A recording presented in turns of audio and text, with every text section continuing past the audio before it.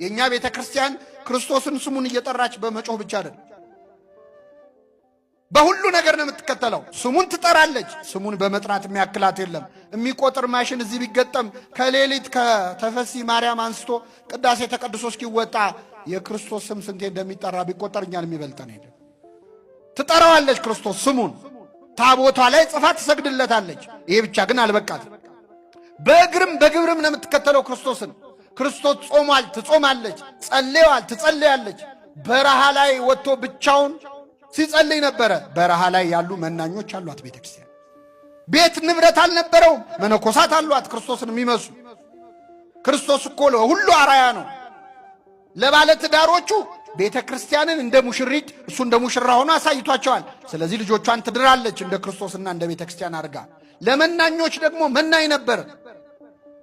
ዘበነቢያት ነቢይ፣ በነቢያት ዘንድ ነቢይ፣ በሐዋርያት ዘንድ ሐዋርያ፣ በሰማዕታት ዘንድ አክሊል፣ መምህር፣ የማህበር አለቃ እሱ ነው ኢየሱስ ክርስቶስ ይላል አባ ጊዮርጊስ።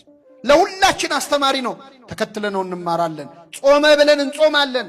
ቤተ ክርስቲያን ክርስቶስ ወደቀ ተነሳ ብላ ብቻ አትሰብክም። ልጆቿን ይዛ እየወደቀች እየተነሳች እየሰገደች ነው። ትንሣኤው ላይ ደግሞ አብራ ትፈስጋለች። ፍስጉ ላይ ብቻ ክርስቶስ ትዝ የሚል ከሆነ አንተ ክርስቶስን አላወቅም። እንጾማለን። ለምንድን ነው የምንጾመው? ክርስቶስ ስንጾም ደስ ይለዋል።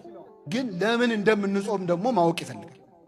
የምንጾምበት ምክንያት ወሳኝ ነው። ራሱ ነገረን። ስለ ጽድቅ የሚጾሙ ብፁዓን ናቸው።